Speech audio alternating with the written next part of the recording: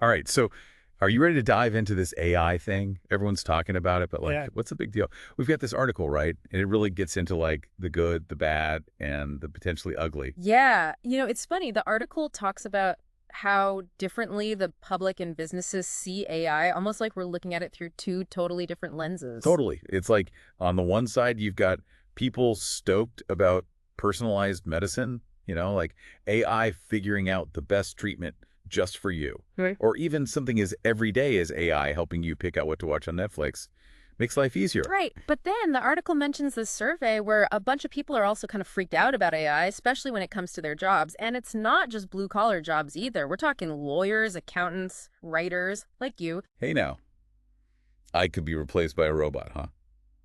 Okay, I see your point. But here's the kicker, and the article points this out. Businesses are all in on AI. Like they basically said, this is the future, and they're throwing everything at it. Remember that statistic from the UST report? It was like 93%, something crazy like that, Yeah. of big companies saying AI is absolutely essential to their success. It's wild. And you start to see why when you look at what the article says about the advantages. AI working 24/7, no breaks, no complaints. Imagine that in finance, like the article talked about, with fraud detection. AI just constantly analyzing transactions, looking for anything fishy. Humans just can't keep up with that kind of volume. It's the scale of it that gets me. The article gave this example of Amazon using AI to give personalized recommendations to like millions of shoppers. Yeah. That would take a human team the size of a small city.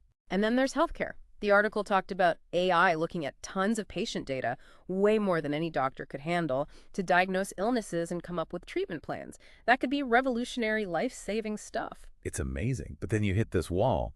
As much as AI can do all this good, you can't ignore the potential downside. Like, Yeah. what happens when AI starts taking over jobs? The Adecco Group, Goldman Sachs Research, even this article, they all have some pretty eye-opening stats about how many jobs are on the line here. Yeah, it's a real concern, and the article doesn't sugarcoat it. Certain jobs, as we know them, are going to be automated. But there's a flip side, and I think this is where things get interesting. It's not just about AI replacing jobs, it's also going to create new ones. Think about all the people needed to build these AI systems, to manage them, to make sure they're doing what they're supposed to do. It's like we're back in the Industrial Revolution, right? Things change, jobs change. The key, like the article says, is adapting. We got to be ready to learn new skills to evolve with the technology. Exactly, and not just the techie stuff. The article made a point of highlighting how AI can take over a lot of those boring, repetitive tasks. And that frees us up, right? To focus on things that require creativity, critical thinking, things AI, at least for now, can't do. Those skills are going to be more valuable than ever in an AI-driven world. So it's not about becoming AI experts ourselves, but being smart about how we use these tools. It's about humans and AI working together, not one replacing the other. And that's what I loved about the article's example of Khan Academy. They're using AI to personalize education, like giving each student their own virtual tutor that adapts to how they learn best. It's amazing. It really shows how AI can level the playing field, right? Making knowledge and expertise accessible to everyone, not just a select few. Exactly.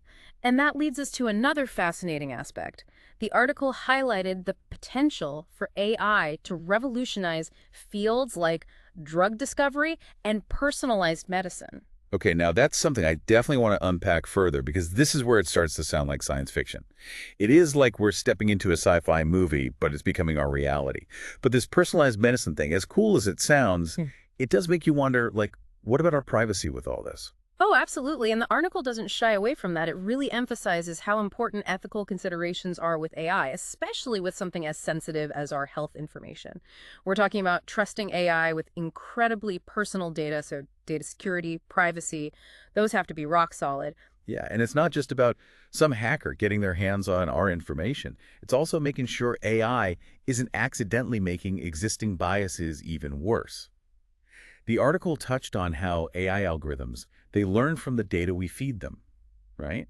So if that data is already skewed, Exactly. It's like if you train an AI system on healthcare data that, let's say, reflects those existing gender or racial biases we already see, well, the AI could end up amplifying those biases, even if no one intended for that to happen. it's almost like we're trying to build these amazing tools to improve things, but they might just end up reflecting our own shortcomings back at us. That's why it's so important to talk about this stuff openly. The article stresses that it's not about being afraid of AI, but about understanding the potential downsides so we can avoid them. So how do we make sure AI is used responsibly?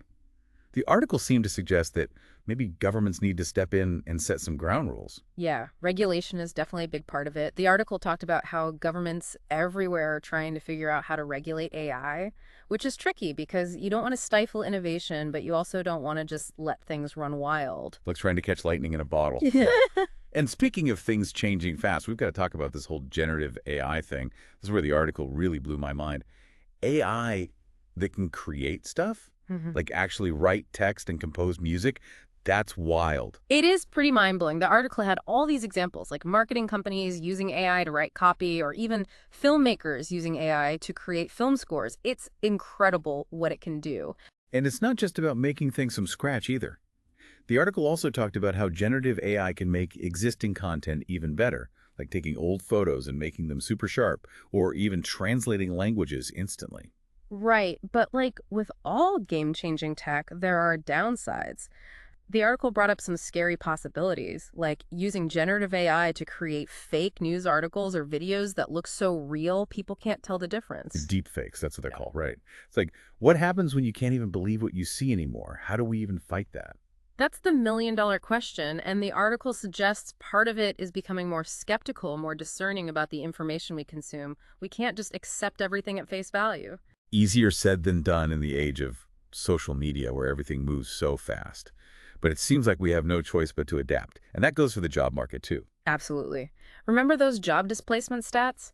The article argued that in an age of AI, we've got to embrace the idea of lifelong learning. The skills that are in demand today might be obsolete tomorrow, so we've got to be ready to adapt. It's adapt or become obsolete, right? But the article also made it clear that it's not just about technical skills. It's about nurturing those uniquely human abilities. Yeah. Creativity, critical thinking, all the things that AI, at least for now, can't replicate. It's interesting because on one hand, we have this technology that's pushing the boundaries of what's possible. But on the other hand, it's also making us think about what makes us human in the first place. It's a lot to unpack, and the article brings up so many questions. But at the end of the day, it seems like the real question is, how do we want to shape the future with AI? It really does feel like we're at this crossroads, right? Like AI could go either way. And the article made this point that even if AI does live up to the hype and becomes this force for good, it doesn't mean everyone's going to benefit equally. Right, and that's a really important point to consider. The article specifically talked about how AI could disrupt the economy. So even if it creates new jobs, there's no guarantee that those jobs will go to the people who are displaced by automation. And it could even widen the gap between the haves and have-nots. It's like we always say, technology is just a tool. It's up to us to decide how we use it and who benefits from it. And this article, it really emphasizes that we can't wait until it's too late to start having these conversations about the impact of AI. Exactly. The article talked about how important it is for everyone to be involved in shaping the future of AI, governments, tech companies, and everyday people like us. The more we understand about AI, the better equipped we'll be to make sure it's used in a way that benefits everyone. We can't just sit back and let it happen. Yeah. We need to be actively involved in shaping how AI is used in our workplaces, our schools, our healthcare system. These are decisions that will impact all of us. Absolutely. And the article really drives home the point that we need to make sure AI is developed and used in a way that reflects our values, like fairness, transparency, accountability. It's a lot to think about, that's for sure. But you know what? I actually feel a bit more optimistic after digging into this article with you. It's daunting, but it's also exciting to think about the potential here. I agree. It's not about having all the answers right now. It's about staying curious, asking tough questions, and being part of this conversation about how we want to shape the future with AI. Well said. And to everyone listening, we hope this deep dive has given you some food for thought. What are your thoughts on the potential and pitfalls of AI? What kind of future do you want to see? Let's keep this conversation going. Because the future of AI is ultimately up to all of us to decide. And on that note, that's a wrap on this episode of The Deep Dive. Thanks for joining us on this journey into the world of AI. Until next time, keep exploring, keep questioning, and keep those brains buzzing.